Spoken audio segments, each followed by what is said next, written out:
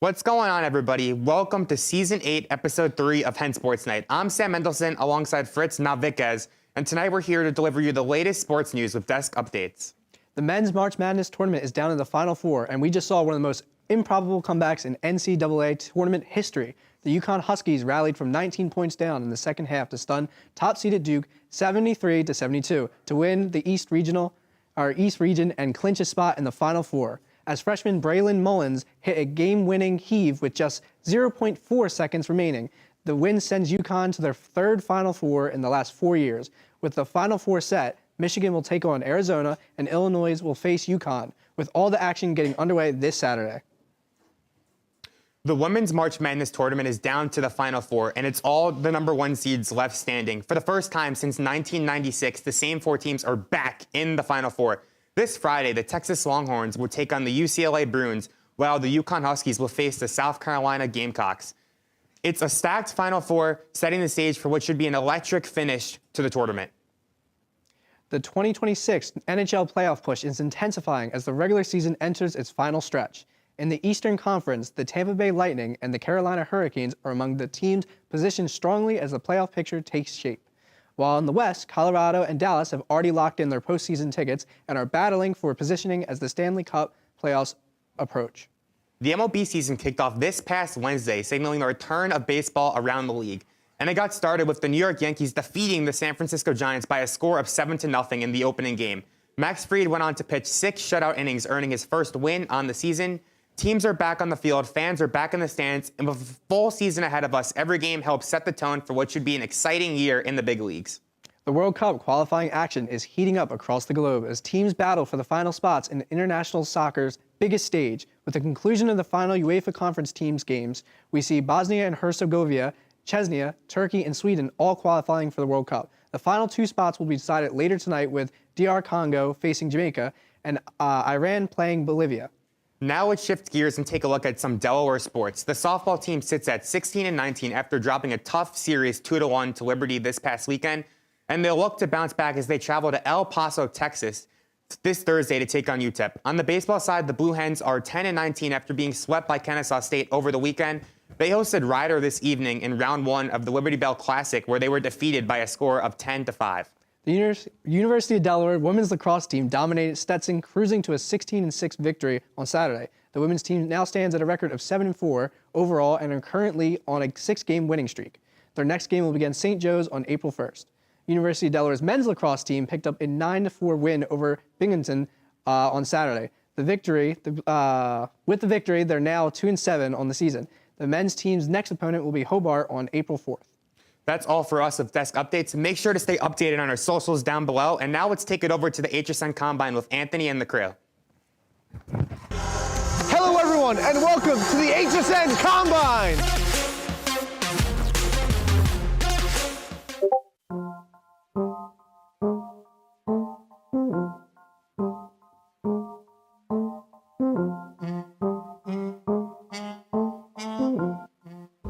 How are you feeling today?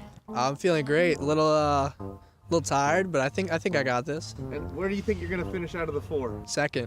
Second place? Who's going in first? It's definitely Allen. Allen's definitely the one to beat. How you feeling today, Alan? It's pretty cold, but I'm excited, man. And out of the 4 people, where do you think you're going to finish? I think I'm gonna be last, bruh. Who's coming in first then? Probably Henry. He's got the long legs. How you feeling today? Feeling great. And where do you think you're going to finish today? 1. Who's coming in last? Jake. How you feeling today, Jake? I'm feeling really good. Where do you think you're going to finish out of the 4? I want to get top 2. That's the goal. And who's coming in first? First? Maybe me. We'll see. I'm a believer. Let's go. On your mark. Get set. Go.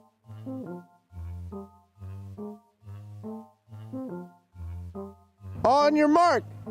Get set. Go.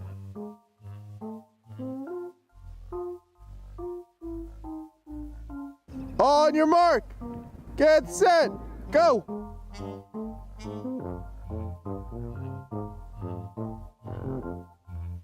On your mark. Get set. Go. Up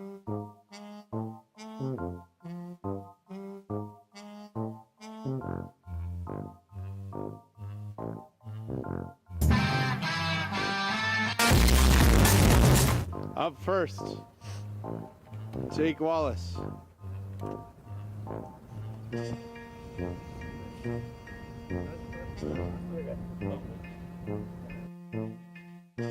Let's go.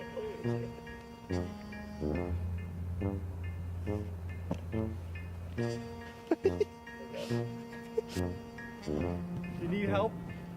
Oh!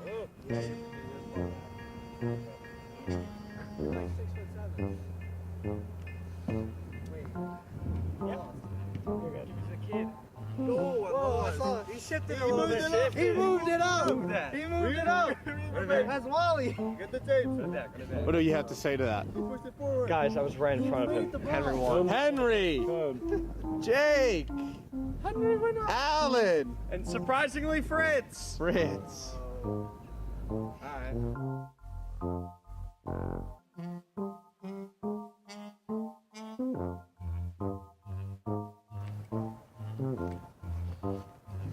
Good. Yes.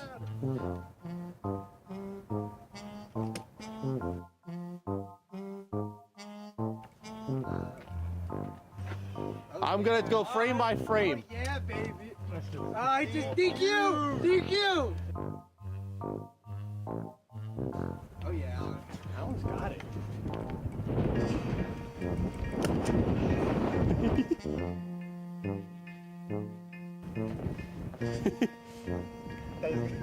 Do it.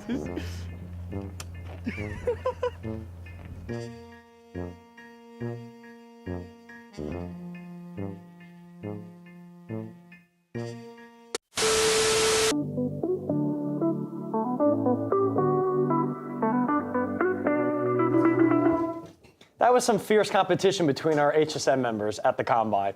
Welcome back, everyone. I'm Dylan Devine alongside Cuckoo, Jude, and Tyler. Spring is upon us, and that means it's time to discuss Major League Baseball. So let's get right into it, guys. Opening week, opening day last week. Let's get into it. How are your Orioles looking, Jude and Cuckoo? Well, I think, yeah, they're looking pretty good so far. I mean, I think the pitching is strong, like maybe some blips here and there, but other than that, I think it looks pretty solid to start out. Overall, I think the bullpen is sort of an issue of concern, but I think the bats have been looking pretty good. Obviously, it's early in the season, so we don't know how well they're going to do, but overall, I like what I'm seeing from Baltimore right now. Yeah, I mean, I'll touch over with the Yankees. I think the Yankees have done a really great job overall starting the season. Their pitching rotation only got one run against the Giants in the 3 games set they had against them. They had a walk-off loss last night against the Mariners, but you know, I'm not going to be the Aaron Boone, got to get rid of him fan. You know, it's only the 4th game of the season. Speaking of which, we need to seriously talk about these fighting Phils. I mean, starting off at a rough pace. I mean, Is fighting the right Yeah, word? they've looked bad Yeah, so Nationals far. 12-2. What happened? Some bad pitching. You can't really get so far with some mediocre starting pitching, like from Taijuan Walker and Aaron Nola not having his greatest game, or Jesus Luzardo, someone I'm very fond of, not having his best outing. But more to talk about it, the bats though. They're aging a little bit, and for what they're providing to this team, they're a little bit, as I'll say, overpaid. Especially like JT Realmuto, who has like $15 million, and a lot of our top 4 are Harper, Bohm, Turner, and Kyle Schwarber. Granted, Kyle Schwarber just hit a home run recently, but they're all batting under 200 as of right now also. But there is some upside with some young players like Painter, who made his debut tonight, and Justin Crawford. Yeah, I think it's just a great point. It's only the 4th game of the season or 5th game, depending on whatever team you're rooting for is standing. But now I want to shift over to more of a broad approach to it. The Dodgers also swept their series this past Surprisingly. week, right? Yeah, really. And also the Very Blue Jays. surprising. Is this a World Series rematch, guys? Really early into this discussion. But what do we think this World Series or this playoff push is going to look like from across the league? Personally, I think that the NL is the Dodgers to lose. I think overall, a lot of the teams that we could see competing, I don't think they'll compete. Look, I don't want the Dodgers to three-peat, but strong chance of it happening. They have a very, very stacked roster. In the AL, I'm intrigued by a lot of teams. Personally, I think for the first time in their history, I think the Mariners will come out and do it. I think they have a great rotation and a great group of bats. If Raleigh gets on the right track, that's a really good team. Yeah, Jude, do Yeah, you think I these agree. Dodgers are going to run away with it again? It's a little hard to tell. I mean, it's still very early, but I agree with Cuckoo in that I think the Mariners do have a good chance at running things back.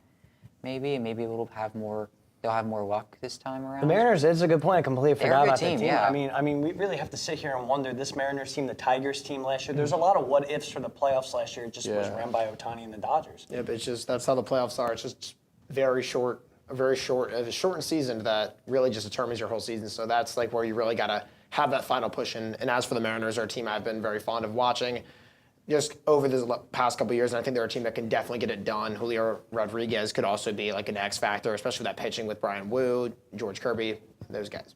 Yeah, and now I want to end it off with potentially, Cy Young Award winners, AL, NL MVPs. Obviously, Paul Skeens goes out there the first game against the Mets on opening day, gives up 5 runs. Is he still the dark horse, or is he the favorite to win the Cy Young Award? What do you guys think, starting off with Cuckoo? I think one start doesn't dictate a season, especially with O'Neal Cruz Exactly. completely pooping his pants Oh, in yeah. center field. Yeah, that was Everyone forgets about that. Yeah, so I it's think- wearing Bad. glasses. That's what I heard. He doesn't prefer to wear sunglasses in the outfield. I think needs he should start wearing Clearly. sunglasses then. I don't he know. needs to. He needs to buy sunglasses. Yeah, So any quick, do you think anyone it'll from the work. Orioles is going to be a potential MVP, dark horse? I think Gunnar and Alonso are both really good candidates. Rutschman, I think, is a dark horse. He's having a much hotter start to the season. Typically, we start to see him taper off. Hopefully, he doesn't. But I think, personally, Bobby Witt Jr. wins the AL MVP. And for the NL MVP, give me Juan Soto. I think we're going to get that voter fatigue with Ohtani and Judge. Jude, quickly hitting on it. Yeah, Who do you so- think? I'm going to pivot to more like Cy Young. So Yeah, go for it. I think Tarek Skubal really has a good chance at getting it this year. I think And for it is the his NL, second straight. I believe this would Probably make it Paul his third Skeens straight. for the NL, Yeah. I think. Yeah, I mean, this whole year has been dominated, even the last 2 seasons. What about you, Tyler? I think just quickly that I think Christopher Sanchez has a chance of upsetting Paul Skeens, but I do think Paul Skeens is probably the overall favorite. Yeah, I'll go probably for the favorite, yeah. good old Aaron Judge argument. I mean, you can never go wrong there, guys, right? But unfortunately, it's going to wrap it up from us here talking about some MLB takes. And now let's hand it off to Mia, Furman, James, and Jake as they discuss the NBA. Hi everyone, today we're here in the studio. I'm alongside some of our cast members, and today we're going to be talking all about NBA. So to kind of catch you guys up, the Pistons are currently in the lead in the Eastern Conference with a 32-11 record. The Western Conference, OKC is leading with a 37-9 conference record. Starting with the East, Jason Tatum is returning. So do you guys think that could shake things up in the East? What is that going to look like for the Celtics? Do you guys have any predictions with that? I mean, I guess you guys are looking at me because you know my MVP comes from the Boston Celtics and Jaylen Brown. I think what Boston did this year was absolutely phenomenal to be in the position they're in right now as the 2 seed. And all the bench guys, you'd think, oh, they got rid of Holiday, they got rid of Porzingis, they got rid of Horford, but they just found new guys. But Peyton Pritchard and Bailey Shireman off the bench are just absolutely 2 studs that a lot of people need to just learn their names. My question is, with how good the Celtics have been this year, they're the 2 seed, they've been the 2 seed all year. What does it say about Tatum? How important is he really if they can do this well without Tatum? I mean, yeah, he's back now. They're probably going to come out of the Eastern Conference. Okay. As much as it pains me to say that as a Sixers fan. Celtics are just so well-rounded. I mean, you can say that about any team who does well without a star player, but I really thought the Celtics were going to have a down year this year. I was praying. Not obviously Sixers fan, not a fan of the Celtics. But Joe Mazzulla can just get it done with anybody, and he's proving that this year. And Jaylen Brown's really proving that he could have any role on a team. If he needs to be the guy to step up, he's going to be that guy to step up. With Bam scoring 83, could that shake things up in the Eastern Conference at all for Miami? Do you think they might have a shot of maybe making it to the playoffs because of that, or was that just a one-time, one thing only? I mean, if we count the play-in, they'll definitely make the playoffs. I just think when they lost Butler, I think it just took a lot out of the team. I think how they started the year, if they could get back to that, at the start of the year, they were one of the fastest teams in the league, and they were moving at an outrageous pace on the court. But I think if the Heat do their typical Heat thing where they're going to run and they're going to play good defense, Spoelstra's going to have them competing in a series, but with them most likely having to play Boston or Detroit, it's max going 6 games, probably 5. I think if they get Detroit over Boston, if they get Boston, they're getting swept. But maybe not swept, but you know what I mean. If they get Detroit, I think Detroit can be one of those 1 seeds that we've been seeing in these past recent years that have like completely fumbled in the playoffs to, I mean, anybody. I mean, I don't think the Heat are going to be the team to do that. I mean, we'll see once the playoff exact bracket gets shaken up. I mean, there's still some basketball left to be played. I feel like it's at a pretty common spot right now. I mean, we'll see what happens with my Sixers when all of our players come back and we're not. Yeah, I wonder why they're all hurt. Nick Nurse trying to play them 40 minutes a night. To kind of wrap things up, what teams do you guys for sure think are going to be in the playoffs, have a good postseason, and what teams would you guys consider to be sleepers or teams that might sneak in there? My sleeper team, they've been my sleeper team for a while. They just took Boston very deep into a game at home. It's the Phoenix Suns. Yep, the Phoenix Suns. I love the Phoenix Suns. I love what they have. I think Devin Booker is absolutely one of the most amazing superstars in the NBA. Yeah, I mean, for me, anyone in the East is not going to win it all, no matter what. Even if you do throw the Celtics at the Thunder or the Spurs or whoever comes out of the West. I don't really agree with your Suns take, personally. Devin Booker has not been it for me. Maybe some gambling sites has taken some money from me over betting over. A team with Dylan Brooks on it is not going to succeed. That is also a fair point. You guys, let's look at the history. I'm going Minnesota because the last 2 years they've made it to the Western Conference Finals, and you can never doubt Michael Jordan Jr., Anthony Edwards, and not being an absolute star. No, I think them too. And for my family's sake, I would like to see the Knicks maybe succeed a little bit. Not necessarily a championship. It's for my dad's sanity. I feel like I just need to say that, like, I just wish them luck. What about for our sanity over here with the Sixers? You don't feel bad for us? No. We're people too, you know. Okay, so that's all we have for you guys today with NBA Talk. Now to pass it over to PGA with some of our cast members.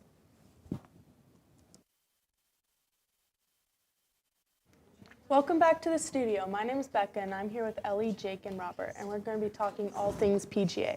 Scotty Scheffler is not looking like himself, and he tied for 22nd the Players' Championship. The first 2 days of the tour, he used a new driver, the TaylorMade QI10, and then he switched back to the QI4D at the Arnold Palmer Invitational. He didn't like the feel of the swing, and his swing became much shorter than it used to. He switched back to his old driver, which is going to help him get back into contending. After an eventful week at the Players, Scheffler switched back to his old driver and was able to go bogey-free on the 14th and under 5 on Sunday, the 15th. Though he had a double bogey on hole 4 and was able to recover with birdies on holes 6, 9, 11, 13, and 16. Scheffler is missing the Houston and Valero, Texas Opens in preparation for his second child and for the Masters tournament starting in April. In an interesting turn of events, Rory McIlroy will not be participating in the Zurich Tour because his partner Shane Lowry found a new partner, Brooks Koepka. Lowry and Koepka will be playing together for the Zurich Open this week. And Colin Morikawa, probably one of the top headlines during the first round of the Players tournament, just before he got underway, seemed to have pulled a muscle as he was practicing and had to withdraw from the tournament. Definitely going to impact his place in the standings, but it shouldn't be too bad with his win back at Pebble Beach backing him up. But how about the recent winners on tour lately? Cameron Young, the Players, Matt Fitzpatrick winning the Valspar, and Gary Woodland, the Houston Open. The theme for the tour as of late seems to be early domination and late comebacks. Okay, I don't know about you, but I was disappointed by Oberg's performance at the Players. I think he was leading the weekend the whole time, and then Sunday morning he was leading, and then honestly I took a nap Sunday. I woke up, he was gone off the leaderboard. Don't know where he went. And then I also wanted to see Thor Bjornsson do well, didn't deliver. +5 on Sunday, which was a little disappointing, but, see what the Masters has in store. Tiger Woods is in the news once again as he was involved in he was in a fender bender in Florida. He also was recently announced that he will be stepping away from golf to focus on his mental health. Now, I don't know about you guys, but why don't we get into the real meat of this course? Let's get into the Masters. Why don't, Ellie, if you wouldn't mind starting, who do you have winning? Okay, I have Victor Hovland winning. I don't think the odds are in his favor, but I really like Victor Hovland. I really want to see him succeed. I don't think he's done well since, 2 Masters ago, so I'd like to see him step up and do well. I like that pick. I like that. I think Scheffler's going to come back and win his third Masters, but if Scheffler doesn't come back, I think that McGravy is making a really good start, and he's tied for 73rd. He's 73rd ranked right now and tied for 19th at the Houston Open right now, so he's looking very promising. I like that. I agree, though. I believe Scottie Scheffler has to win it this year. This is his tournament to lose. He's got the best momentum coming into Augusta, and he's got his ceiling. I mean, his floor is most people's ceilings. Yeah. As for me, I think it's going to be Ryan Gerard. He's been one of the most consistent players on the tour since it started this year. I think Ryan Gerard wears that green jacket come the Masters. Now, what about any hot takes? I mean, we all know the Masters can change and snap with the snap of the fingers. So, what about you got? My hot take is I don't want Scottie Scheffler to win. TBH. He's won too much. I think he's done too well. He's already got 2 Masters under his belt. I think he's got like 3 of the 4 majors. I think let someone else shine. Let someone else win. I mean, my guy, Scottie Scheffler, I need him to win a third. But, I mean, even McIlroy going back-to-back, that would be incredible. But, honestly, if Scheffler or McIlroy don't come through, McGravy is what I'm looking for. I'm personally very big on Ludwig Aberg this tournament. I think this is the one he's going to make the jump, and I wouldn't be surprised if he finishes top 3 at the end of the Sunday. And I'm going to be keeping my eyes on our most recent winner, Gary Woodland. I think he comes away with the top 10 in the Masters. I really like that. Gary Woodland coming back and winning the Houston Open, was it? I believe so. Coming off of brain surgery and PTSD. Yeah. So I hope to see him do good. Yeah. Well, yeah. It's going to be an interesting next couple weeks while the Masters start to fully kick in, and hopefully in April we will see some more action. Now we're going to send it over to Dylan, who's interviewing Professor James Caden. What's going on, everybody? I'm Dylan Devine. And I'm Jim Caden with the University of Delaware Sports Management Program. And it's been a while since we've had him on the show, but, happier ever than to have you back here on the program. Glad to be back. I'm excited. Yeah, so I wanted to talk about a lot of things. I want to first and foremost talk about the last time you were on here. We had a CUSA discussion with you and Professor Tim DeStriver. Just go into it now. What is your opinion on the CUSA conference? It's been great for football, and it's been great for the university for the exposure. We've gotten data back that says we're getting more applicants from Texas, Florida, and the other conferences, other teams in the conference too as well from those geographic regions. Football had a great year, made a bowl game. That was exciting. Some of the other sports, it's going to be a transition. Men's and women's basketball had a tough season, but they made some progress as well. The men's soccer team, which went to the Summit League because Conference USA doesn't host it, did really well in the Summer League. The women's soccer team did really well in Conference USA, and baseball and softball are right in the middle of things right now. They get a little feel for how the conference is played. The travel obviously is difficult. Several of the football players are in my classes, and they always say playing the Tuesday and Wednesday, and they had a Friday night game is a lot different when they were in the CAA playing every Saturday. So I think overall we're going to keep a lot of our players from year after year. So now heading over to the sport management major or / minor. I know you're a professor here. Do you want to just tell us your story of how you found your way here to UD? Yeah, so I started in 1995 in the supervisor events role. I had to do a 450-hour practicum when I was at East Stroudsburg University. I did it here at the University of Delaware. When I was done with the 450 hours, I just kind of hung around. Didn't have a job. I was working at UPS in the morning. Then I would come in the afternoon, work with the athletics department. And it just kept on grinding. And then a position opened up with the athletic department. I applied for it. My mentor at the time was leaving. He highly recommended me. In 2008, when Dr. Robinson was kind of starting the sport management program here at the University of Delaware, it continued to grow, so they needed some adjunct professors. So he asked me if I would like to teach, and I said, yeah, that'd be great. Having so many networking connections that you've developed over these last several years, having tickets to sales to equipment managers, staff, Delaware ticket offices, everything in between, what does it take to build a network like that and being able to give it to your students? I mean, it's amazing. I think the best thing is, if you have an opportunity, you want to say yes. As you know, in my class, I always tell you the University of Delaware is a tremendous school, terrific school. The athletic department is very vested in the students in the sports management program. So the students now get to be an FBS school too as well and get that experience. And it's a lot different from CAA. The expectations higher, the marketing is different, the ticketing too as well, the events we run too as well. Yeah, I mean, now finally to wrap it up, for sport management majors, sport management minors, or kids who are just taking the sport management classes just to take it for the experience or just for fun, what do you have to say to those kids? Because I know obviously there's sports and then there's sport management. What do you tell these kids who are coming into the University of Delaware as freshmen or getting the minor as a sophomore or junior? What do you tell these kids? I just tell them get involved. Do something like just what we're doing here. Get involved. You might want to get in communication, get involved in your program. If you get a chance to take my class, great. Just put your toe in the water, see what you like. And the other thing, I've told you this too as well, part of the education process is finding out what you do like and what you don't like. I've had some students that say they wanted to do marketing, they work with marketing for a little bit, and they find out they want to do events or they want to do more communications like you're doing here too as well. Well, once again, Professor Caden, thank you for taking your time out of your day to be here. Great quotes, great wisdom, and great experience you've given me and given everyone else here. We could probably run a show without everyone. I mean, we could talk for hours. Definitely. I would love to come back anytime you need anything. Please let me know. Of course. Thank you once again, Professor Caden. Let's go wrap it up for this portion of the show. We're going to hand it off now to Anthony and Will discussing March Madness standings. Hello, everybody. My name's Anthony Calvanese. I'm here with Will McCarthy, and March is almost over, but we still have some madness left. Last week over spring break, we had a 73-72 buzzer beater, chaotic March Madness game, and we're here to break it down. Yeah, it really was chaotic, but let's get right into some stats. 73-72, UConn beats Duke, starting with Boozer. Boozer's blunder. Well, alongside his brother Caden, the twins, who are considered top prospects in the 2026 NBA draft, led Duke to a strong season before they were eliminated in the Elite Eight, where they combined for 27 of Duke's 44 first-half points.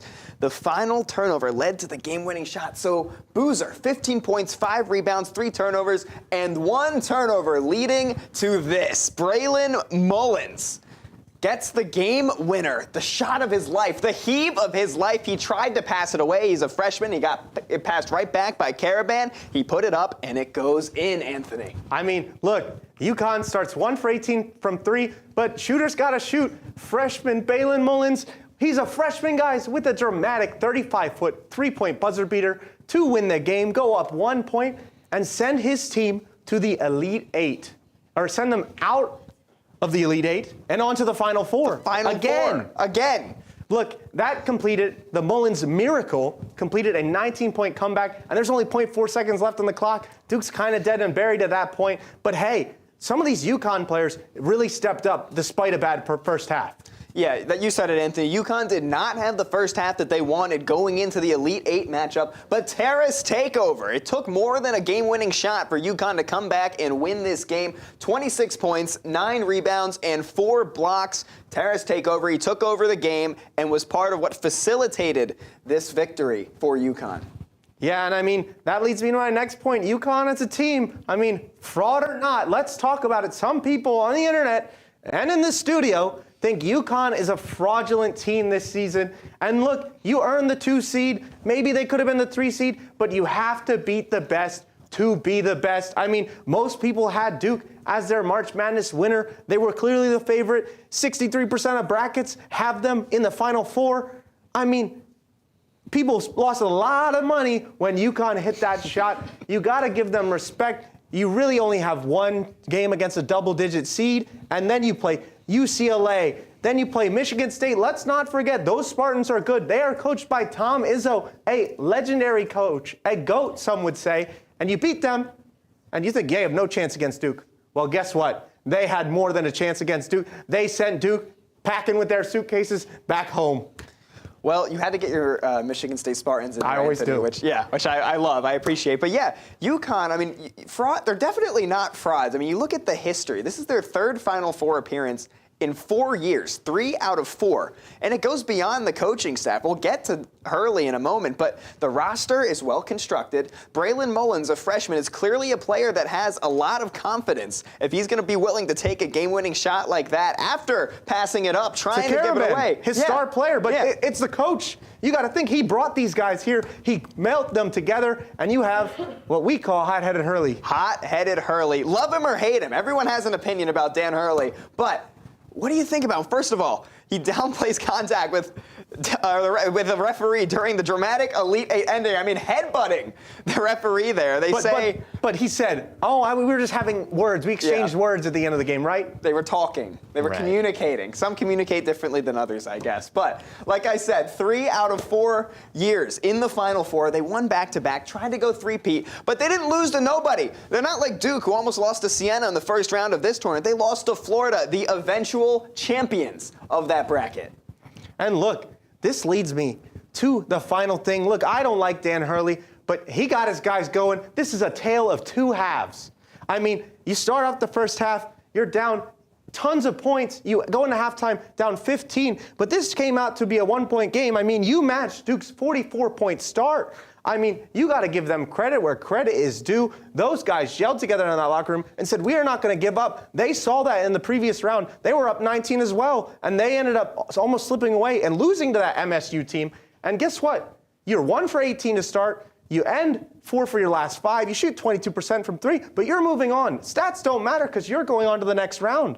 So we got to give them credit. But here on the left, we have the stats, and these are the percentages. If you look at this, UConn 100% win percentage only at the end of the game. We look at this graph. You get to the end there, and with about 50 seconds left, that graph jumps because Karaban hits that 3. Maybe we have a chance. Then the Boozer blunder or not a blunder, depending on a lot of critics say, maybe he, was coached that way, try to throw it up, and you got to give credit. They just made the shot. I mean, that's how you lose.